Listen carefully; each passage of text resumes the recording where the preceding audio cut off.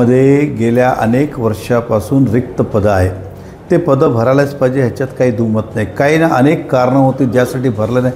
10 वर्ष अचानक निवडणूक आता येणार आहे, बॉडी येणार आहे म्हणून सर्व अधिकाऱ्यांनी मिलीजुली करून एमर्जन्सी आनंद फानंदमध्ये वॅकन्सीज कॉल केली.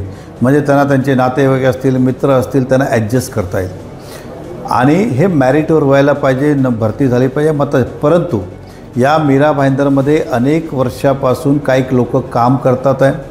त्यामुळे त्यांची पदोन्नती कशी होईल, काही नवीन भरत्या कशी होईल, कोणाला परमनंट कसं करता येईल याबाबत कुठलाही विचार केलेला नाही.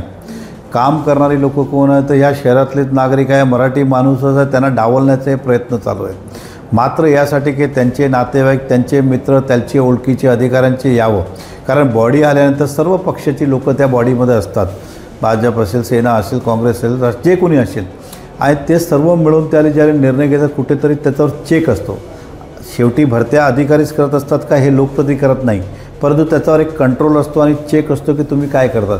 हे आनंद पानंदमध्ये भरती करून स्वतःचा हितासाठी आणि जे स्थानिक लोक आहेत त्यांच्यावर अन्याय करण्याचं काम आहे. या संदर्भात माननीय मुख्यमंत्र्यांनी चर्चा केली. माननीय मुख्यमंत्र्यांनी त्याच्यावर स्थगिती दिली का की पहिला आपण नवीन रूल फ्रेम करा, तदनंतर ह्या भरत्या करण्यात यावी.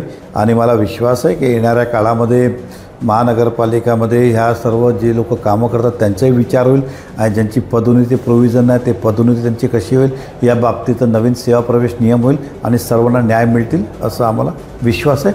तोपर्यंत सरकारने माननीय मुख्यमंत्र्यांनी त्या भरतीवर स्टे ऑर्डर दिलेले आहेत.